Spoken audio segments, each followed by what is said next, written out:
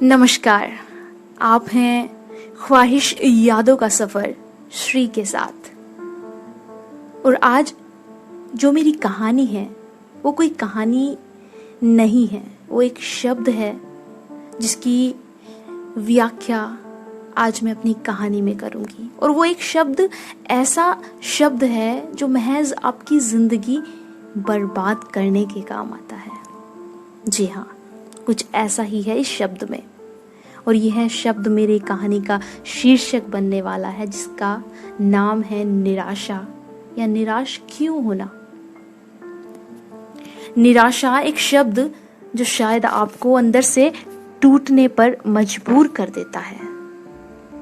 कहीं कुछ लोग निराश होकर घुटने टेक देते हैं, तो वहीं कुछ अपनी आशाओं का रुख ही मोड़ देते हैं और अपने लक्ष्य को पाने से पहले ही केवल निराशा के कारण उसे बदल देते हैं।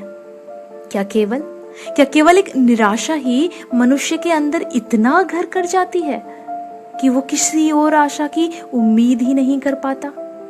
आखिर ऐसा क्यों? यूं तो जिंदगी मिलते ही हमारे जीवन में सभी चक्र चलने शुरू हो जाते हैं और बहुत परिस्थितियां आती हैं और जाती हैं जो हमें उनका सामना करना सिखाती हैं। कौन सी स्थिति कब किस प्रकार से हैंडल करनी है सब आ जाता है, लेकिन इन सब के बाद भी हम संतुष्ट नहीं हो पाते। एक निराशा जो हमें चैन से बैठने ही नहीं देती है। तो क्या होता है इस तकलीफ को लेकर? क्या मिलता है संतुष्ट होकर? जब तुम किसी भी कार्य की शुरुआत करोगे तो जायज है या तो सफल होंगे या असफल, तीसरा कोई विकल्प ही नहीं बचता। या तो आसमान छू लोगे या धरती पर गिर जाओगे। तो अगर असफलता मिल भी गई तो निराश क्यों होना?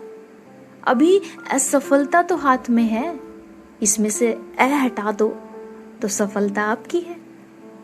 पर निराश होकर तुम ये साबित कर दोगे कि तुम्हें निश्चित रूप से असफलता मिल गई है।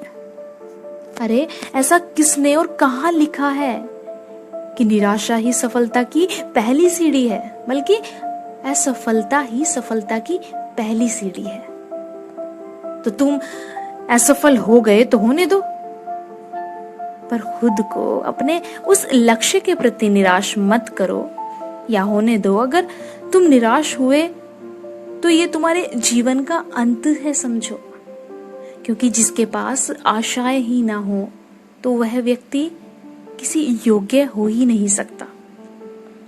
वो लक्ष्य है जो तुमने कभी पूरा करने का संकल्प लिया था, जो उद्देश्य है जिसको पूरा करने का तुमने सपना संजोया था, वो मार्ग जिस पर चलने का तुमने रास्ता बनाया था, महज एक निराशा के कारण तुम ये सब कुछ भूल जाओगे। महज एक निराशा के कारण। अरे असफलता सिर्फ तुम्हारी नहीं, सबकी किस्मत में लिखी है, पर जरूरी तो नहीं किस्मत बाजी ना पलटे।